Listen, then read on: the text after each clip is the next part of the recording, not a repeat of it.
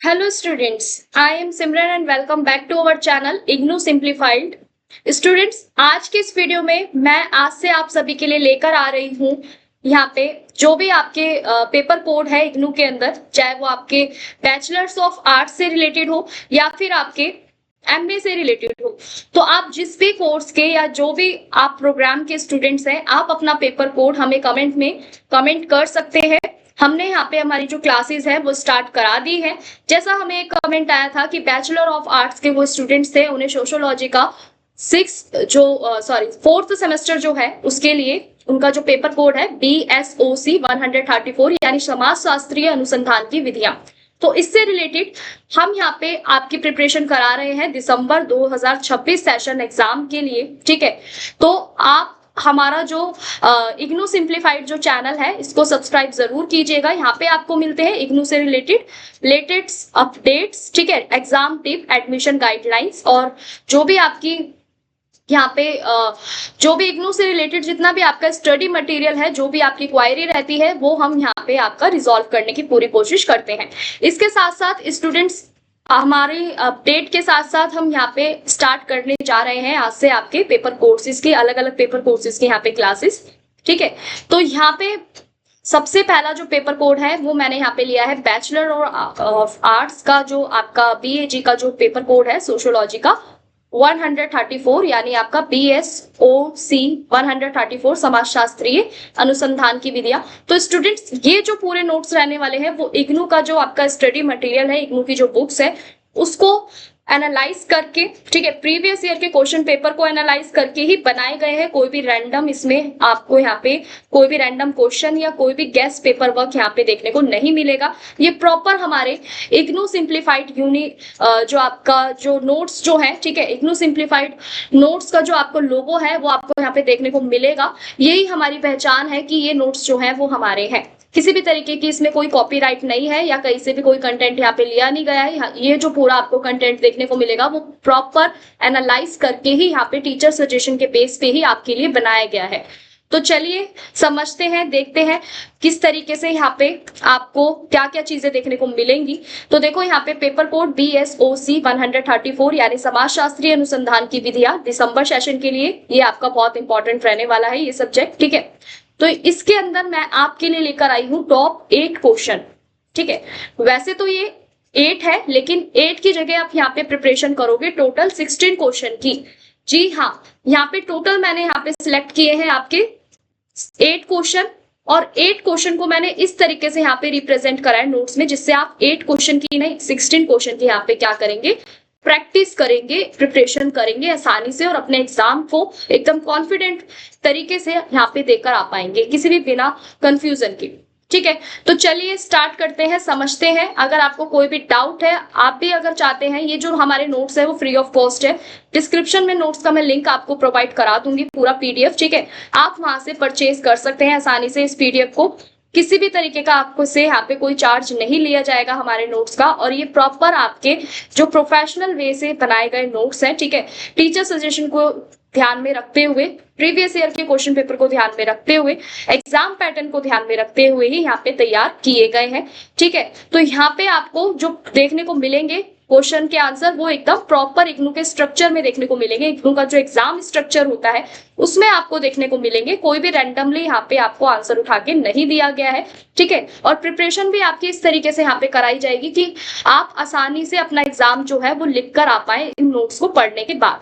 तो ये नोट्स यहाँ पे आपके फ्री ऑफ कॉस्ट रहने वाले हैं, डिस्क्रिप्शन में मैं आपको लिंक दे दूंगी। ठीक है, और कमेंट में जरूर आप लोग मेरे को ये बताना इन नोट्स को पढ़ने के बाद, अपनी फीडबैक जरूर देना कि इसमें हम लोग और क्या इंप्रूवमेंट कर सकते हैं।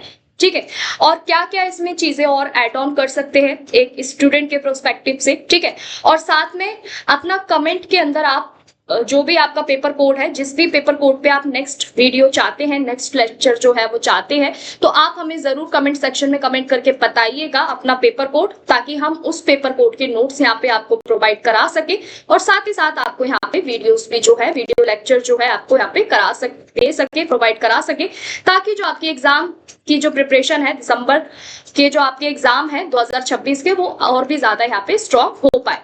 ठीक है जी, तो चलिए स्टार्ट करते हैं। हमारा यहाँ पे पहला प्रश्न क्या रहने वाला है कि सामाजिक अनुसंधान यानी आपका सोशल रिसर्च क्या है, इसके उद्देश्य एक महत्व की व्याख्या कीजिए। वही स्टूडेंट्स ये प्रश्न ना आपसे इस तरीके से घुमा के भी पूछा जा सकता है कि समाज शास्त्रीय अनुसंधान यानी आपका सोशल रिसर्च की जो पूरी प्रकृति है, जो उसका पूरा नेचर है और जो विशेषताएं हैं, उस पर चर्चा कीजिए। ठीक है, तो दोनों में ही हमें क्या बताना है कि सोशल रिसर्च के बारे में हमें बताना है कि सोशल रिसर्च आपकी यहाँ पे क्या होती है। तो चलिए समझते हैं।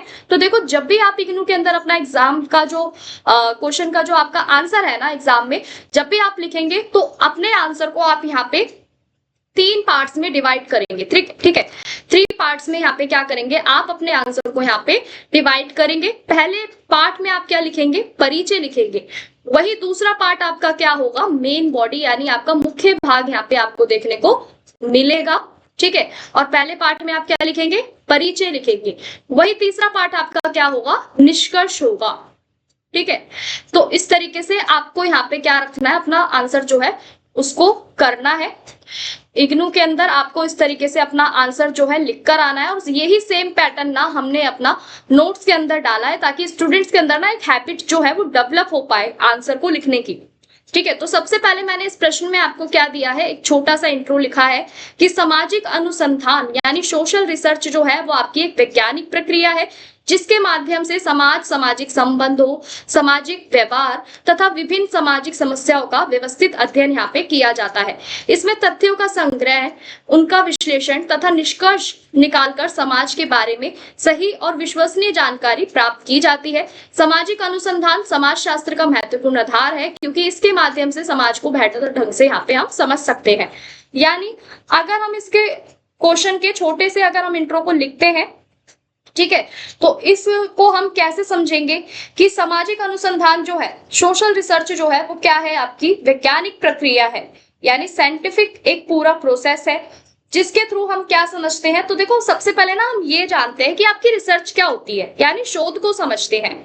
ठीक है, रिसर्च की अगर हम यहाँ पे देखो बात करें ना, सिर्फ रिसर्च की, अभी मैं सोशल रिसर्च की बात नहीं कर रही, सिर्फ रिसर्च की बात कर रही हूँ। तो देखो ये क्यों होती है कि समाज में ना आपकी मतलब कोई भी प्रॉब्लम जो है, यहाँ पे समाज की बात कर लो या शिक्षा की बात कर लो, यानी किसी भी क्षेत्र में आपको कोई यहाँ पे समस्या देखने को मिल रही है, बहुत लंबे समय से वो समस्या जो है वो बनी हुई है, तो उसी के लिए, उसी के समाधान को करने के लिए, समाधान को ढूंढने के लिए हम लोग यहाँ पे क्या करते हैं, शोध करते हैं, यानी आपका जो रिसर्च है वो हम यहाँ पे करते हैं।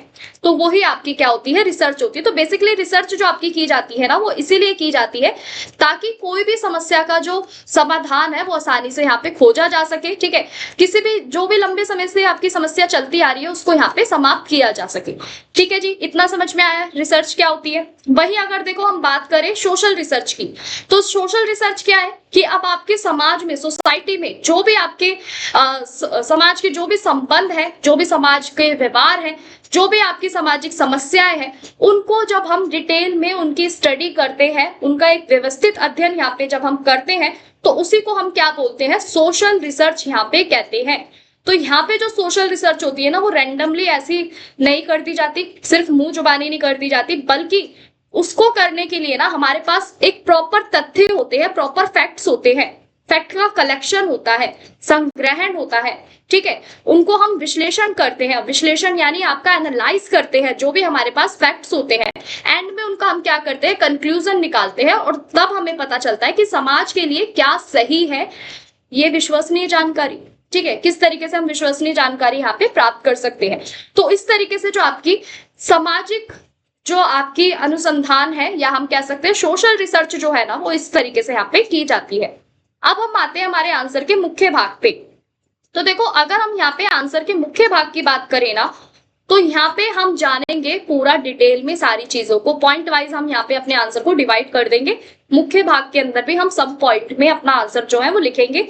आप लोगों को यहाँ पे खिचड़ी नहीं पकानी है, ठीक है, यानी कि पैराग्राफ वाइज आपको यहाँ पे नहीं लिखना है, और साथ ही यहाँ पे क्या करना है कि यहाँ पे आपको अपना जो आंसर है वो पॉइंट वाइज लिखना है। जैसे पहले पॉइंट में आपको क्या बोला गया है कि सामाजिक अनुसंधान का अर्थ, सामाजिक अनुसंधान का अर्थ की अगर हम बात करें तो समाज से संबंधित जितनी भी आपकी घटनाएं हैं, समस्याएं हैं, सामाजिक व्यवहार है, उन सबको जब हम एक साइंटिफिक तरीके से, या हम कह सकते हैं वैज्ञानिक तरीके से जब हम उसके अध्ययन करते हैं ना, वही आपका सामाजिक अनुसंधान कहलाता है।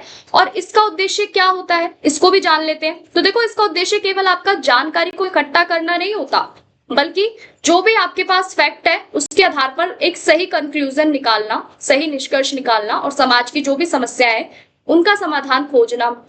ठीक है, तो वही आपका क्या कहलाता है, सामाजिक अनुसंधान कहलाता है। यहाँ पे आपका समस्या को ध्यान में रखते हुए उसके समाधान को जब खोजने का प्रयास किया जाता है, वही आपका सामाजिक अनुसंधान कहलाता है। ठीक है जी, अब हम यहाँ पे बात करते हैं सामाजिक अनुसंधान के उद्देश्य क्या है, यानी सोशल रिसर्च करने के क्या ऑब्जेक्टिव है। तो पहला उद्देश्य क्या है इस रिसर्च का, कि ये नए सामाजिक तथ्यों की खोज करता है। यानी सामाजिक अनुसंधान का प्रमुख उद्देश्य क्या है कि समाज में होने वाले जितने भी आपके चेंजेस है, परिवर्तन है, जो भी आपके पास फैक्ट बेस्ड जो भी इंफॉर्मेशन आपके पास है वो आपको देना। ठीक है, इससे समाज की जो वर्तमान स्थिति है ना, उसको हम बेहतर ढंग से समझ सकते हैं कि वर्तमान में हमारी जो समाज की स्थिति है वो कैसी है। यानी सामाजिक तथ्यों की खोज करना, नए नए परिवर्तन और तथ्यों की जानकारी प्राप्त करना ही आपका अनुसंधान जो है, सामाजिक अनुसंधान, इसका पहला उद्देश्य है। वही आपका सेकंड उद्देश्य क्या है कि सामाजिक समस्याओं का अध्ययन करना, यानी समाज में जो भी आपकी गरीबी है, बेरोजगारी है, अपराध है, अशिक्षा है, लैंगिक भेदभाव जैसी जितनी भी समस्याएं हैं, ठीक है, उन सब का क्या करना, उन सारी समस्याओं का अध्ययन करना। तो अनुसंधान इनके कारणों का पता लगा करना, समाधान खोजने में यहाँ पे आपकी मदद करता है कि इन सामाजिक समस्याओं के पीछे का क्या कारण है, किस तरीके से हम इसका समाधान यहाँ पे कर सकते हैं। तो दूसरा उद्देश्य क्या है कि समाज में जितनी भी आपकी समस्या है उसको गहराई से उसका अध्ययन करना कि गरीबी किस वजह से है, क्या कारण हो सकते हैं, बेरोजगारी के पीछे के कारण क्या है, जितनी भी सामाजिक समस्याएं होती है आपकी, उसका अध्ययन करके पता लगाना कि कारण उसके पीछे के क्या है और किस तरीके से हम उसका समाधान खोज सकते हैं। वही आपका सामाजिक अनुसंधान का दूसरा उद्देश्य कहलाता है। अब तीसरे उद्देश्य की बात करें तो देखो, समस्याओं के समाधान प्रस्तुत करना, यानी अनुसंधान केवल समस्याओं की पहचान नहीं करता बल्कि उनके समाधान के लिए उपयोगी सुझाव भी देता है। इससे समाज और सरकार दोनों को उचित निर्णय लेने में भी यहाँ पे सहायता मिलती है। यानी सामाजिक समस्याएं जितनी भी है, आपकी समस्याओं का जो भी समाधान है, जो भी उसका सोल्यूशन है, वो किस तरीके से आप कर सकते हैं, ये रिसर्च जो है सिर्फ आपको समस्याओं की पहचान करने में मदद नहीं कर रही है, बल्कि उनका समाधान ढूंढने में भी आपकी मदद कर रही है। इससे समाज और सरकार दोनों को ही यहाँ पे उचित निर्णय लेने में मदद मिलती है, सही डिसीजन लेने में यहाँ पे मदद मिलती है, सरकार को भी और हमारी सोसाइटी यानी समाज को भी। वही अगला उद्देश्य क्या है कि सामाजिक सिद्धांतों की जांच करना। अब ये उद्देश्य यहाँ पे क्या कहता है कि समाज शास्त्र में दिए गए जितने भी आपके सिद्धांत है उनकी वास्तविक जीवन में यहाँ पे जांच करना। यानी इस अनुसंधान का उद्देश्य है कि समाज शास्त्र में जितने भी आपके प्रिंसिपल्स दिए गए हैं, क्या वो हमारी रियल लाइफ में रिलेबल है या नहीं है, किस तरीके से है, तो उसकी जांच करना और ये पता लगाना कि कौन सा सिद्धांत कितना सही है और कितना उपयोगी यहाँ पे सिद्ध हो सकता है किसी भी समस्या का समाधान करने में। वही आपका अगला पॉइंट क्या कहता है कि नीति निर्माण में सहायता, यानी सरकार शिक्षा, स्वास्थ्य, रोजगार और सामाजिक कल्याण से जुड़ी हुई जितनी भी आपकी योजनाएं हैं वो यहाँ पे बनाती है सरकार। ठीक है, अब ये जितनी भी योजनाएं बनाई ना सरकार ने, चाहे वो शिक्षा से संबंधित हो, स्वास्थ्य हो, रोजगार हो, सामाजिक कल्याण हो, इन सबसे जुड़ी हुई जितनी भी आपकी योजनाएं हैं, जब सरकार यहाँ पे बनाती है तो सामाजिक अनुसंधान से यहाँ पे जो जानकारी है वो यहाँ पे सामाजिक अनुसंधान से हमें प्राप्त होती है कि इन योजना को हम और कितना अधिक प्रभावी यहाँ पे बना सकते हैं। तो यहाँ पे नीति निर्माण में भी ये सहायता करती है। वही अगला पॉइंट आपका क्या कहता है कि नए ज्ञान का विकास करना, यानी अनुसंधान से समाज के बारे में नई जानकारी प्राप्त होती है। इससे समाज शास्त्र के ज्ञान में वृद्धि होती है और भविष्य के अनुसंधानों के लिए यहाँ पे आधार जो है वो तैयार होता है। यानी नए ज्ञान का भी ये क्या कर रही है, विकास कर रही है, हमारे अंदर डेवलप कर रही है नई नॉलेज को। कैसे कि जो भी हम रिसर्च कर रहे हैं उसके बारे में हम क्या कर रहे हैं, किसके बारे में रिसर्च कर रहे हैं, समाज के बारे में। तो समाज के बारे में जो भी नई नई जानकारियां हैं, जब हम समाज के बारे में अध्ययन करेंगे नई जानकारियां हमें प्राप्त होगी, जिससे हमारा समाज शास्त्र का जो जो ज्ञान है उसमें वृद्धि होगी और साथ में हमारा जो भविष्य है, भविष्य के लिए जो भी हमारी रिसर्च होगी उसके लिए हमारा एक बेस तैयार हो जाएगा। अब इसका महत्व क्या है, सामाजिक अनुसंधान के महत्व की देखो अगर हम बात करें तो समाज को समझने में सहायक होती है। यानी सामाजिक अनुसंधान समाज की संरचना, संस्कृति और सामाजिक संबंधों को यहाँ पे समझने में सहायता करती है। इससे समाज की जो वास्तविक स्थिति है उसका भी हमें पता चलता है। यानी इसका पहला महत्व क्या है कि समाज को समझने में ये जरूरी होती है सोशल रिसर्च, कि समाज की जो पूरा जो एक स्ट्रक्चर है, पूरी जो संरचना है वो कैसी है, उसकी संस्कृति कैसी है, सामाजिक संबंध कैसे हैं, इन सबको समझने में हमारी ये मदद करती है। इससे हमें समाज की वास्तविक स्थिति का पता चलता है। वहीं अगला पॉइंट आपका क्या कहता है कि सामाजिक समस्याओं के समाधान में उपयोगी, यानी सामाजिक समस्याएं हैं जितनी भी, उनके समाधान में ये उपयोगी सिद्ध होती है। यानी जो भी हम रिसर्च यहाँ पे कर रहे हैं, सोशल रिसर्च, इसके माध्यम से हमें पता चलता है उन समस्याओं के कारण क्या है, उनकी सही जानकारी मिलती है, जिससे उनके समाधान के लिए हम प्रभावी कदम उठा सकते हैं। फॉर एग्जाम्पल, यहाँ पे कोई भी एक गांव का इलाका है, उसमें जो स्कूल छोड़ने वाले जो छात्र है, ठीक है, स्कूल छोड़ने वाले छात्रों की जो यहाँ पे संख्या है, स्कूल छोड़ने वाले छात्रों की जो संख्या है, यानी ड्रॉप आउट की जो संख्या जो है वो बहुत ज्यादा है। एक किसी ग्रामीण इलाके में, गांव के इलाके में स्कूल छोड़ने वाले छात्रों की संख्या बहुत ज्यादा बढ़ती जा रही है लगातार। अब इसके पीछे का क्या कारण है, सोशल रिसर्च हमें ये समझने में मदद करेगी। उस पूरे जब हम पूरा अध्ययन करेंगे इस समस्या के बारे में, तो हमें ये पता चलेगा कि इसके पीछे के कारण क्या थे और इसका हम समाधान कैसे कर सकते हैं, कौन कौन से ऐसे प्रभावी जो कदम है हम यहाँ पे उठा सकते हैं। ठीक है जी, आई होप ये आपको क्लियर हो गया होगा। वहीं आपका अगला पॉइंट क्या कहता है कि वैज्ञानिक दृष्टिकोण का विकास, यानी ये आपका फैक्ट बेस्ड होती है रिसर्च, ठीक है, इसमें आपको प्रमाण भी देखने को मिलते हैं, इससे लोगों में आपका तर्क संगत और वैज्ञानिक सोच जो है ये भी विकसित होती है। तो वैज्ञानिक दृष्टिकोण का विकास हमें देखने को मिलता है। वहीं आपका सरकारी योजनाओं में भी क्या होती है, मदद करती है, यानी सामाजिक अनुसंधान से जो भी हमारे पास डाटा होता है उसके आधार पर सरकार जो है वो अपनी बेहतर योजनाएं और नीतियां यहाँ पे तैयार कर सकती है, बना सकती है। सरकार को पता रह सकता है, पता लग सकता है कि कौन कौन सी यहाँ पे समस्याएं जो है किस प्रकार की है, उसी के आधार पर यहाँ पे जो भी आपके पास आंकड़े हैं उसको देखते हुए यहाँ पे सरकार और बेहतर योजनाएं और बेहतर नीतियां यहाँ पे तैयार कर सकती है। तो ये सरकारी योजनाओं में भी सहायक होते हैं। वहीं आपका अगला पॉइंट क्या कहता है कि समाजशास्त्र के विकास में योगदान, यानी ये जो रिसर्च है आपको नए नए प्रिंसिपल डेवलप करने में मदद करती है, नई जानकारी देने में सहायक होती है, जिससे जो आपका पूरा समाजशास्त्र का जो विषय है इसका विकास नियंत्रण यहाँ पे चलता रहता है। वहीं अब हम जानते हैं कि समाजशास्त्रीय अनुसंधान की प्रमुख विशेषताएं क्या है। तो पहली विशेषता हमने क्या पढ़ी कि ये पूरा एक वैज्ञानिक पद्धति पे आधारित होता है, ठीक है, यानी पूरा एक प्रोसेस चलता है स्टेप बाय स्टेप। दूसरी जो विशेषता है वो क्या कहती है कि तथ्य एक प्रमाण पर आधारित, इसमें ज्यादातर आपको फैक्ट देखने को मिलेंगे, फैक्ट बेस्ड यहाँ पे आपको रिसर्च देखने को मिलेगी। निष्पक्ष और वस्तुनिष्ठ अध्ययन यहाँ पे किया जाता है और व्यवस्थित और क्रमबद्ध पूरी प्रक्रिया, यानी पूरा प्रोसेस जो होता है रिसर्च का वो एक सीक्वेंस वाइज सिस्टमैटिक तरीके से यहाँ पे किया जाता है। वही ये नए ज्ञान और सामाजिक सुधार में भी क्या होती है, सहायक होती है। तो इस तरीके से स्टूडेंट्स आप अपना जो मेन जो यहाँ पे भाग जो है, मुख्य भाग जो है, ठीक है, मेन बॉडी जो है आंसर की इस तरीके से लिखेंगे। एंड में आप क्वेश्चन के आंसर का जो आप लिखेंगे, आंसर के एंड में आप निष्कर्ष को ऐड ऑन करेंगे, ठीक है, यानी आपके कंक्लूजन को लिखेंगे। इससे जो एग्जामिनर के ऊपर या जो आपका पेपर जब आपके चेक होते हैं, कॉपी जब आपकी चेक होती है, उससे एक जो आपका एग्जामिनर होता है उस पर एक अच्छा इंपैक्ट पड़ता है और यहाँ पे आपके जो मार्क्स है वो अच्छे इंप्रूव यहाँ पे आप कर सकते हैं, अच्छे मार्क्स गेन कर सकते हैं। ठीक है, तो यहाँ पे निष्कर्ष से हमें क्या समझ में आता है कि सामाजिक अनुसंधान जो है, यानी आपका सोशल रिसर्च जो है, वो यहाँ पे हमें समाज यानी सोसाइटी को समझने में मदद कर रही है।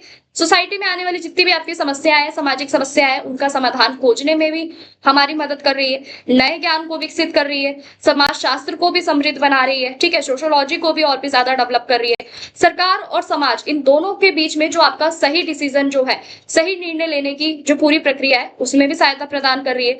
इसलिए वर्तमान समय में जो आपका सामाजिक अनुसंधान है, इसका महत्व जो है वो लगातार यहाँ पे बढ़ता जा रहा है। तो स्टूडेंट्स, ये था आपका प्रश्न नंबर 1। आई होप आपको बहुत अच्छे से समझ में आ गया होगा, सारी चीजें क्लियर हो गई होगी। वही अब हम बात करते हैं आपके प्रश्न नंबर 2 की। प्रश्न नंबर 2 आपका यहाँ पे क्या कहता है कि वैज्ञानिक पद्धति यानी आपका साइंटिफिक मेथड की प्रमुख विशेषताओं की व्याख्या कीजिए। वही आपसे प्रश्न इस तरीके से पूछा जा सकता है कि समाजशास्त्र में वैज्ञानिक पद्धति के महत्व पर चर्चा कीजिए। यानी समाजशास्त्र में आपका जो समाजशास्त्र के अंदर आपका जो वैज्ञानिक पद्धति है, दोनों ही प्रश्न में हमें क्या बताना है कि हमें इसके बारे में चर्चा करनी है। ठीक है, साइंटिफिक मेथड के बारे में हमें बताना है, इसकी विशेषताओं के बारे में यहाँ पे हमें बताना है। तो स्टूडेंट्स यहाँ पे फिर से हम डिस्कस करते हैं एक छोटा सा इंट्रो। तो चलिए समझते हैं एक छोटे से इंट्रो के माध्यम से कि वैज्ञानिक पद्धति यानी आपका साइंटिफिक मेथड क्या है।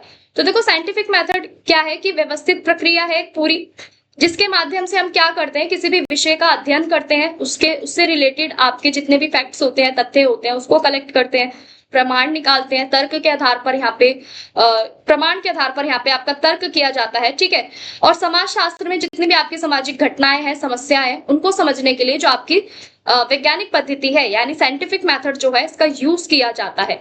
इससे प्राप्त जो हमें निष्कर्ष मिलते हैं वो बहुत ज्यादा आपके रिलेबल होते हैं, निष्पक्ष होते हैं यानी विश्वसनीय होते हैं, और आपके यहाँ पे निष्पक्ष देखने को हमें यहाँ पे मिलते हैं। तो अब हम यहाँ पे स्टूडेंट्स बात करते हैं इस प्रश्न के मुख्य भाग की, यानी वैज्ञानिक पद्धति के अर्थ की बात करें तो जैसा भी हमने जाना कि वैज्ञानिक पद्धति एक ऐसी प्रक्रिया है जिसके माध्यम से हम समस्याओं का चयन करते हैं, तथ्यों का संग्रह करते हैं, उनका विश्लेषण करते हैं, निष्कर्ष निकालने का कार्य करते हैं क्रमबद्ध तरीके से।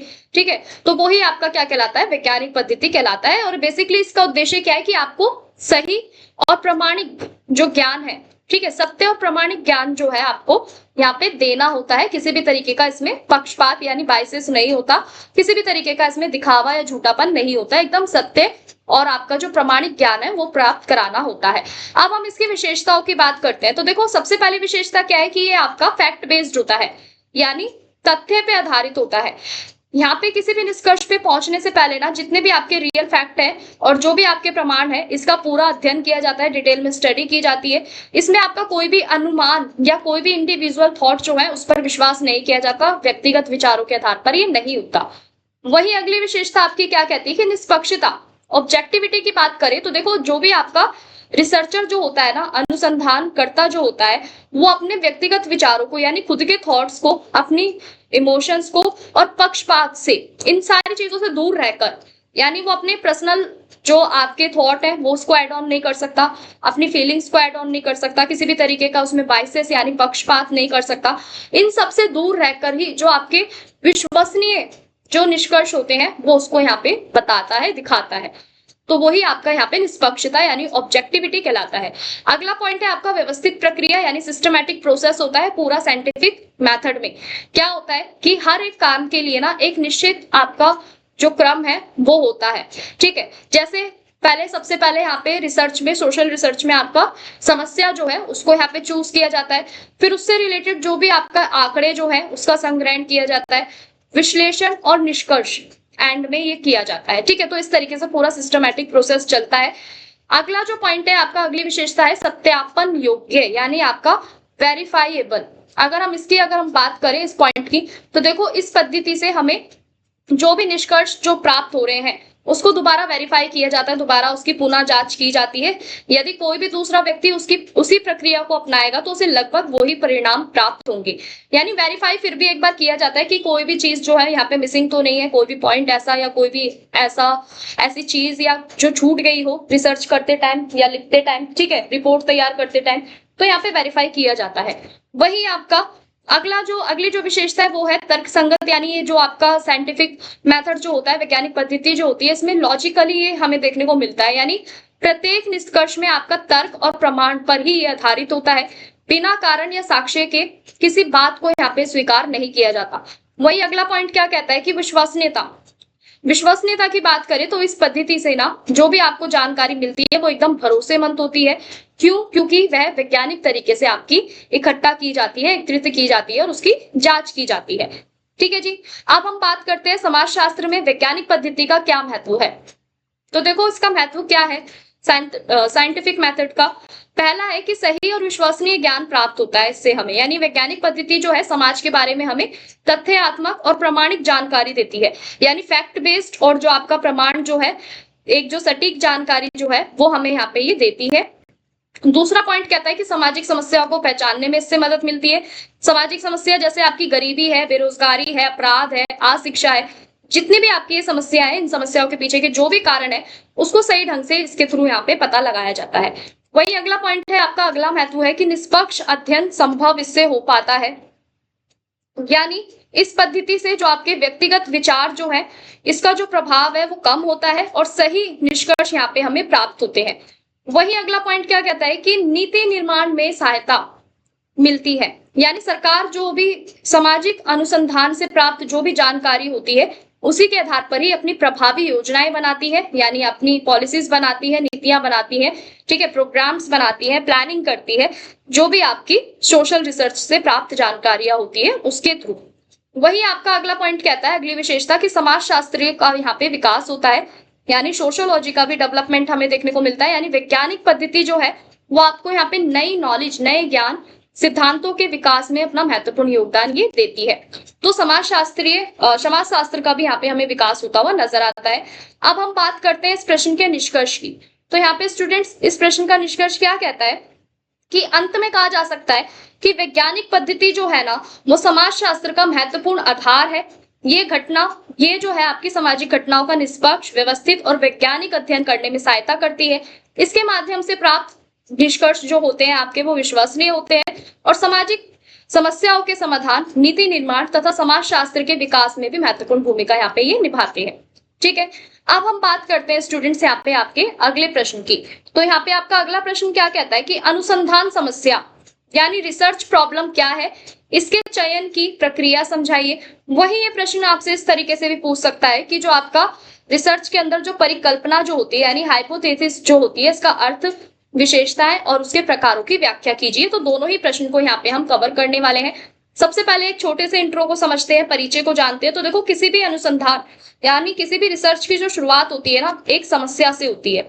जब किसी सामाजिक विषय या घटना के बारे में जानकारी प्राप्त करने की आवश्यकता होती है, तब हम उसे क्या कहते हैं, अनुसंधान समस्या कहते हैं, यानी रिसर्च प्रॉब्लम कहते हैं।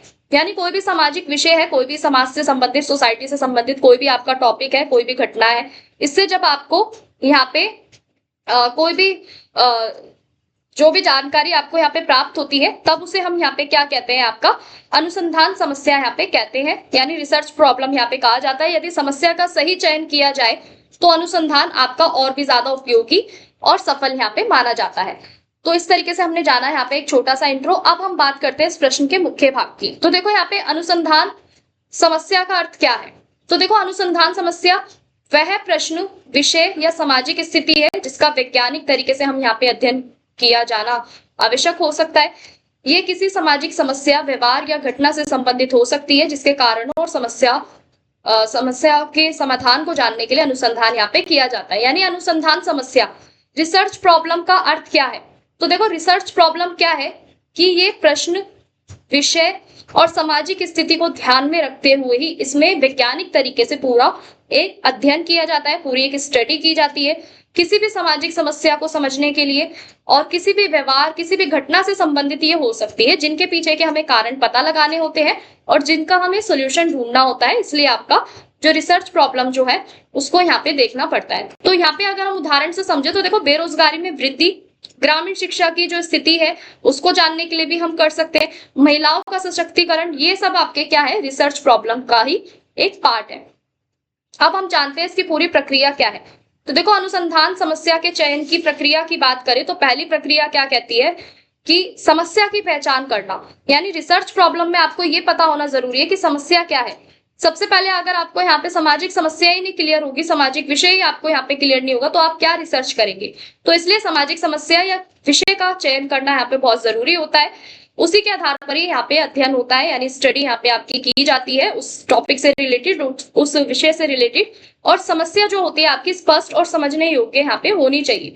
वही अगला पॉइंट कहता है कि विषय का अध्ययन करना, यानी समस्या चुनने के बाद उससे संबंधित जो भी आपकी पुस्तकें हैं, ठीक है, यानी जो भी आपके पास रिसोर्सेज जो है, ठीक है, उससे कनेक्ट करना। यानी जैसे अब मैंने यहाँ पे जो टॉपिक था वो मैंने कनेक्ट करा कि जो स्कूल ड्रॉप आउट करने की जो स्टूडेंट्स की जो संख्या है वो बहुत सारी है। तो अब मैं इससे रिलेटेड क्या करूंगी, यहाँ पे शोध पत्र यानी रिसर्च पेपर को और जो भी जानकारी है वहां पे सर्वे करके यहाँ पे प्राप्त करूंगी स्कूल में, ठीक है, पेरेंट्स से पूछूंगी, कई बच्चों से वहां यहाँ पे सर्वे करूंगी। तो इस तरीके से क्या है, अब मैंने समस्या को अपनी चुन लिया है, अब मैं उसका जब अध्ययन करने जा रही हूँ तो उससे संबंधित मेरे पास जितनी भी जानकारी है ना उसको मैं यहाँ पे इकट्ठा करूंगी और फिर उसे दोबारा से एक बार डिटेल में स्टडी करूंगी।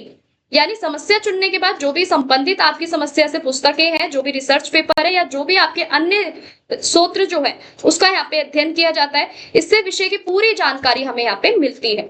ठीक है, वही अगला पॉइंट कहता है आपका कि उद्देश्य निर्धारित करना, यानी जो भी आपकी रिसर्च है उसे शुरू करने से पहले ना यहाँ पे ये तैयार किया जाता है उसको करने के पीछे का उद्देश्य क्या है, रिसर्च को करने के पीछे का उद्देश्य क्या है, उससे क्या जानकारी हमें मिल सकती है। तो ये आपको पता होना चाहिए कि जो भी आप रिसर्च करने जा रहे हैं, जैसे अभी मैंने आपको एग्जांपल दिया कि स्कूल ड्रॉप आउट करने के पीछे की जो रिसर्च है, जो उसका उद्देश्य है वो क्या है, कि ये पता लगाना कि बच्चों ने आखिरकार स्कूल को ड्रॉप आउट क्यों करा, स्कूल को क्यों छोड़ा, उसके पीछे के कारण क्या है। तो यहाँ पे मेरा जो उद्देश्य है वो पहले से ही निर्धारित हो चुका है कि मुझे ये पता लगाना है कि स्कूल क्यों छोड़ा जा रहा है बच्चों के द्वारा। ठीक है, तो इसलिए उद्देश्य निर्धारित करना भी बहुत ज्यादा जरूरी होता है। अगला पॉइंट कहता है कि समस्या की उपयोगिता जांचना, यानी ये देखा जाता है कि चुनी गई जो भी आपकी समस्या है वो समाज और अनुसंधान यानी सोसाइटी और रिसर्च दोनों के लिए कितनी इंपॉर्टेंट है और उसका जो स्टडी जो है, उसका जो अध्ययन जो है वो कितना जरूरी है।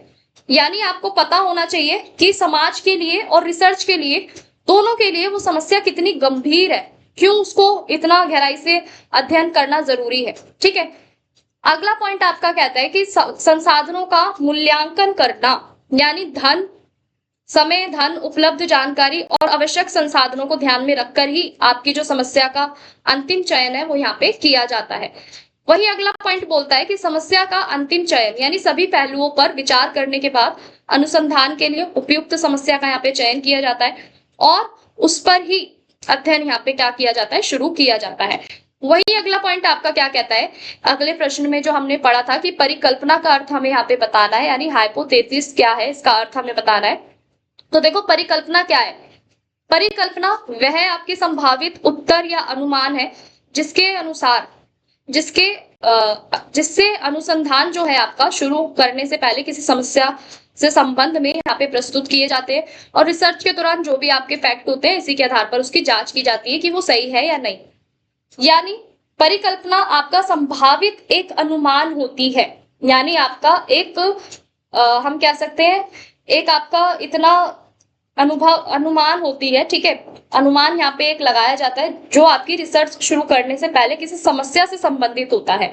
ठीक है, तो रिसर्च के दौरान जो भी आपके पास यहाँ पे फैक्ट होते हैं उसी के आधार पर इसकी जांच की जाती है कि वो सही है या नहीं है। अब हम जानते हैं परिकल्पना की विशेषता है। तो देखो पहली विशेषता क्या है कि स्पष्ट और सरल होती है, यानी परिकल्पना ऐसी होनी चाहिए जिसे हम आसानी से समझ सके। दूसरा पॉइंट क्या कहता है कि परीक्षण योग्य होती है, यानी इसमें ज्यादातर आपको फैक्ट देखने को मिलेंगे, डेटा के आधार पर ही यहाँ पे हम क्या देख सकते हैं, इसकी जांच कर सकते हैं। वही आपका अगला पॉइंट क्या कहता है कि तथ्यों पर आधारित होती है। ये केवल आपका अनुमान पे बेस्ड नहीं होती, बल्कि इसमें जो भी आपके पास जानकारी है, जो भी आपके अनुभव है, उसी के आधार पर ही यहाँ पे परिकल्पना की जाती है। अनुसंधान को ये एक नई दिशा देती है, यानी रिसर्च को एक नई डायरेक्शन देती है। परिकल्पना के आधार पर ही जो भी आपका रिसर्च वर्क जो होता है, अनुसंधान का कार्य जो होता है, उसे हम व्यवस्थित रूप में आगे बढ़ाते हैं।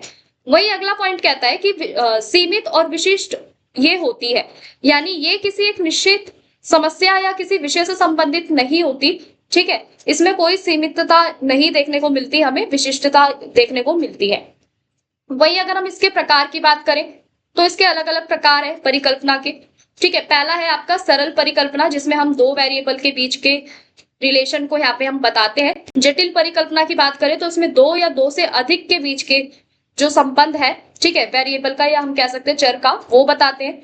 वही आपका शून्य परिकल्पना जो होती है, इसमें माना जाता है कि दो चरों के बीच में किस प्रकार का कोई भी संबंध नहीं है, वही आपका शून्य परिकल्पना यहाँ पे कहलाती है। अगला पॉइंट है वैकल्पिक परिकल्पना, यानी आपका अल्टरनेटिव हाइपोथेसिस। इसमें क्या होता है, इसमें ये माना जाता है कि जो भी आपके दो चर है उनके बीच का जो संबंध है, मौजूद संबंध क्या है। तो इसी के साथ स्टूडेंट्स ये प्रश्न आपका समाप्त होता है। अब हम बात करते हैं इस प्रश्न के निष्कर्ष की। तो देखो इस प्रश्न का निष्कर्ष यहाँ पे क्या कहता है कि अंत में कहा जा सकता है जो भी आपकी रिसर्च प्रॉब्लम जो है ना, वो किसी भी अनुसंधान का यहाँ पे एक, किसी भी रिसर्च का यहाँ पे एक बेस होती है, आधार होती है, जबकि परिकल्पना जो है वो आपकी रिसर्च को एक सही डायरेक्शन देती है। यदि समस्या का सही चयन और परिकल्पना का उचित निर्माण किया जाए तो जो भी आपकी रिसर्च है वो और भी ज्यादा इफेक्टिव हो सकती है, प्रभावी हो सकती है, व्यवस्थित हो सकती है और विश्वसनीय हो सकती है। तो स्टूडेंट्स इस वीडियो में ना हम टोटल 4 क्वेश्चन कवर करने वाले हैं, क्योंकि वीडियो बहुत ज्यादा लॉन्ग हो जाएगी, इसलिए मैं यहाँ पे आपको टोटल 4 क्वेश्चन जो है यहाँ पे एक्सप्लेन कर रही हूँ। बाकी के जो नेक्स्ट 4 क्वेश्चन जो होंगे उसका मैं इस वीडियो का पार्ट 2 में जो है अपलोड करूंगी, उसमें हम डिस्कस करेंगे। तो अब हम यहाँ पे बात करते हैं आपके प्रश्न नंबर 4 की। तो अब हम यहाँ पे समझेंगे कि जो आपका रिसर्च का जो डिजाइन है वो क्या है, किस तरीके से रिसर्च का डिजाइन किया जाता है, किस तरीके से आपका अनुसंधान का पूरा एक प्रारूप तैयार किया जाता है, इसके प्रमुख प्रकार कौन कौन से होते हैं इसको जानेंगे। वही हम जानेंगे सर्वेक्षण विधि यानी आपका सर्वे मेथड क्या होता है रिसर्च के अंदर, उसकी क्या क्वालिटीज है और कौन कौन सी लिमिटेशंस है, इन सब के बारे में हम डिस्कस करेंगे। तो स्टूडेंट्स यहाँ पे आप जानते हैं छोटे से एक इंट्रो से, यानी आपका परिचय यहाँ पे क्या कहता है कि किसी भी रिसर्च को सफल बनाने के लिए सबसे पहले हमारे पास उसकी एक निश्चित योजना होनी जरूरी है, यानी एक आपका फिक्स प्लानिंग जो है वो होना यहाँ पे बहुत ज्यादा जरूरी है। फिक्स प्लान बहुत ज्यादा जरूरी है किसी भी रिसर्च को करने से पहले। अगर हमें उसे सफल बनाना है तो फिक्स प्लानिंग होना जरूरी है। तो ये योजना जो है ना, ये जो प्लानिंग है वो बताती है हमें कि जो आपकी रिसर्च आप करने वाले हैं वो कैसे होगी, किस प्रकार से आप यहाँ पे अपना डाटा कलेक्ट करेंगे, उनको एनालाइज कैसे करेंगे। ठीक है, इस योजना के अनुरूप ही हम क्या बोलते हैं उसको रिसर्च डिजाइन यहाँ पे उसे कहा जाता है, और ये आपकी रिसर्च को व्यवस्थित और प्रभावी भी बनाता है। तो इसमें हमें समझेंगे कि किस तरीके से आपका रिसर्च जो है किस तरीके से डिजाइन किया जाता है और उसके पीछे की पूरी प्लानिंग जो है वो किस तरीके से चलती है, और साथ में आपका जो रिसर्च जो है कैसे करनी है, किस प्रकार का डाटा आप कलेक्ट करेंगे, कैसे एनालाइज करेंगे, ये सारी चीजें आपकी रिसर्च डिजाइन में आती है और इसी को हम क्या कहते हैं, रिसर्च डिजाइन कहते हैं। इससे आपकी रिसर्च जो है और भी ज्यादा व्यवस्थित यानी सिस्टमैटिक और प्रभावी बनती है। तो चलिए समझते हैं। तो देखो, अगर हम यहाँ पे बात करें अनुसंधान प्रारूप के अर्थ की, यानी रिसर्च डिजाइन का जो मीनिंग है वो क्या है, उसका अर्थ क्या है, तो देखो रिसर्च डिजाइन एक ऐसी आपकी प्लानिंग होती है या हम कह सकते हैं एक ऐसा फ्रेमवर्क होता है जिसके आधार पर आपका जो पूरी रिसर्च है वो की जाती है। इसमें आप रिसर्च की अलग अलग विधियों का उपयोग करते हैं, मेथड्स का यूज करते हैं, रिसर्च मेथड का, आंकड़ों का संग्रहण यानी आपका डाटा जो कलेक्शन होता है किस तरीके से करेंगे, विश्लेषण यानी एनालाइज किस तरीके से करेंगे, निष्कर्ष कैसे निकालेंगे, कंक्लूजन निकालने का जो पूरा प्रोसेस है यहाँ पे पहले से ही डिस्कस कर लिया जाता है, पहले से ही तय कर लिया जाता है, वही आपका रिसर्च डिजाइन कहलाता है।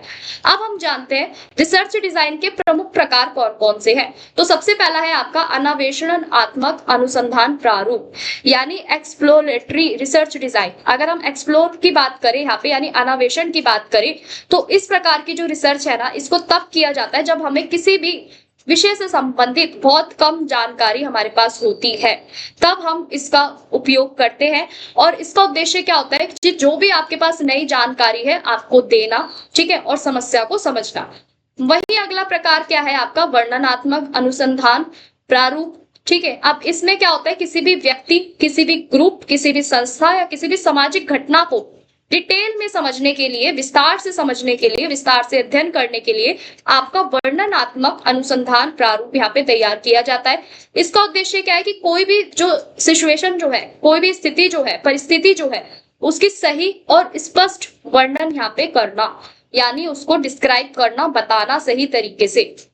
ठीक है, वही अगला प्रारूप क्या है आपका विश्लेषणात्मक, यानी इसमें जो भी आपके पास डाटा जो है ना उसको गहराई से विश्लेषण करना यानी एनालाइज करना।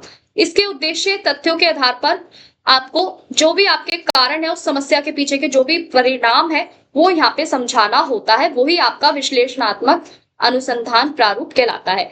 अगले पॉइंट की बात करें तो यहाँ पे प्रयोगात्मक अनुसंधान प्रारूप यानी आपका एक्सपेरिमेंटल रिसर्च डिजाइन की बात करें तो इसमें किसी एक कारण का दूसरे पर प्रभाव जानने के लिए नियंत्रित परिस्थितियों का यहाँ पे अध्ययन किया जाता है। इसका उपयोग मुख्य रूप से आपका वैज्ञानिक अनुसंधान में किया जाता है, यानी आपका जो साइंटिफिक रिसर्च जो होती है उसमें ये किया जाता है, एक्सपेरिमेंटल रिसर्च। ठीक है, अब हम समझते हैं कि आपका सर्वे मेथड क्या होता है। तो देखो, हम सभी ने कभी ना कभी अपनी लाइफ में सुना जरूर होगा कि सर्वे किया जा रहा है या सर्वे हो रहा है। तो ठीक है, तो देखो सर्वे विधि की अगर हम बात करें ना तो ये क्या है आपका एक रिसर्च का ही पार्ट है, एक अनुसंधान की ही एक विधि है। तो इसमें क्या होता है, इसमें ना हम अपनी जो भी समस्या है, जो भी आपकी स्थिति है, परिस्थिति है, चाहे वो समाज से संबंधित हो, किसी भी विषय से संबंधित हो, उससे संबंधित हम यहाँ पे क्या करते हैं, उसको उसके पीछे के कारण जानने के लिए, उसकी समस्या का समाधान जानने के लिए हम यहाँ पे प्रश्नावली तैयार करते हैं। ठीक है, साक्षात्कार यानी आपके इंटरव्यूज यहाँ पे तैयार किए जाते हैं। अनुसूची के माध्यम से यानी आपका चेकलिस्ट के माध्यम से लोगों से जानकारी आपकी एकत्रित की जाती है, इकट्ठा की जाती है और इसका उपयोग किसी समाज, समूह या समस्या के बारे में जो आपके तथ्य हैं वो प्राप्त करने के लिए किया जाता है, जैसा मैंने अभी आपको यहाँ पे बताया। वही आपका क्या कहलाता है, सर्वे मेथड कहलाता है। अब इसके एडवांटेज क्या है, यानी इसके गुण क्या है? तो देखो, सर्वे मेथड से क्या हो रहा है कि अधिक लोगों से हमें जानकारी मिल रही है, कम समय में बड़ी संख्या में लोगों से जो हमारा यहाँ पे डाटा जो है कलेक्ट यहाँ पे आसानी से किया जा रहा है, समय और धन दोनों की ही बचत हो रही है। यानी अन्य विधियों की तुलना अगर हम करें तो यहाँ पे ज्यादातर हमें खर्चे जो है वो बहुत कम देखने को मिल रहे हैं, हमारा धन और समय दोनों ही यहाँ पे बचता हुआ नजर आ रहा है। वही यहाँ पे आपको वास्तविक जानकारी प्राप्त होती है, यानी लोगों से हम डायरेक्ट क्या करते हैं, जानकारी प्राप्त करते हैं। आपने देखा होगा कई लोग जब सर्वे करने के लिए यहाँ पे जाते हैं, जो भी आपके रिसर्चर होते हैं सर्वे के लिए जाते हैं, वो डायरेक्ट लोगों से यहाँ पे प्रश्न पूछते हैं, उनके माध्यम से सीधी जानकारी यहाँ पे प्राप्त करते हैं और सामाजिक स्थिति को यहाँ पे बेहतर ढंग से समझते हैं। वही अगला पॉइंट क्या कहता है कि आंकड़ों का विश्लेषण आसान होता है, यानी एकत्रित जानकारी जो होती है ना, जो भी इकट्ठा जानकारी यहाँ पे हमें मिलती है उसको हम आसानी से क्लासिफाई कर सकते हैं, वर्गीकृत कर सकते हैं और वर्गीकृत करने के बाद, क्लासिफाई करने के बाद अलग अलग पॉइंट्स को हम एनालाइज कर सकते हैं, बिल्कुल स्टडी आसानी से कर सकते हैं, जिससे जो भी हमारे जो समाधान जो है, जो भी उसका सोल्यूशन जो है रिसर्च का, वो हमें मिलता है। अगला पॉइंट कहता है कि विभिन्न विषयों पर उपयोगी, यानी चाहे आपका कोई भी विषय हो, चाहे वो शिक्षा से संबंधित हो, स्वास्थ्य से संबंधित हो, रोजगार से संबंधित हो, जनसंख्या हो, सामाजिक समस्याएं हो, जितने भी आपके अनेक क्षेत्र जो है इसमें इसका उपयोग किया जाता है, तो ये अलग अलग क्षेत्रों में हमें उपयोगी सिद्ध देखने को मिलता है। अब सर्वेक्षण विधि की कुछ सीमाएं भी है। क्या सीमाएं है, चलिए समझते हैं। तो पहला पॉइंट यहाँ पे क्या कहता है, उत्तर हमेशा देना सही नहीं होते, यानी कुछ लोग जो है आपकी सही जानकारी नहीं दे पाते, जिससे आपकी जो रिसर्च का जो रिजल्ट है वो प्रभावित होता है। उत्तरदाताओं का सहयोग की आवश्यकता होती है, यानी लोग जो है यहाँ पे अगर सहयोग ना करें तो हमें सही आंकड़े जो है, सही डाटा जो है कलेक्ट करने में यहाँ पे कठिनाइयां हो सकती है। पक्षपात की संभावना जो है वो बढ़ जाती है, यानी ज्यादातर हमें बायसेस की जो संभावना जो है वो देखने को मिलती है। कभी कभी आपका जो उत्तरदाता या जो आपका रिसर्चर जो है, ठीक है, अनुसंधानकर्ता के कारण जो आपके परिणाम है ये भी प्रभावित हो सकते हैं। जटिल समस्याओं का गहराई से अध्ययन करने में हमें कठिनाई भी हो सकती है, यानी कुछ ऐसी सामाजिक समस्याएं जो है वो केवल आपकी सर्वे से पूरी तरीके से हम उसे नहीं समझ सकते। ठीक है, तो यहाँ पे हमें जटिल समस्याओं का जो समाधान है उसको भी करने में कठिनाइयां देखने को मिल सकती है।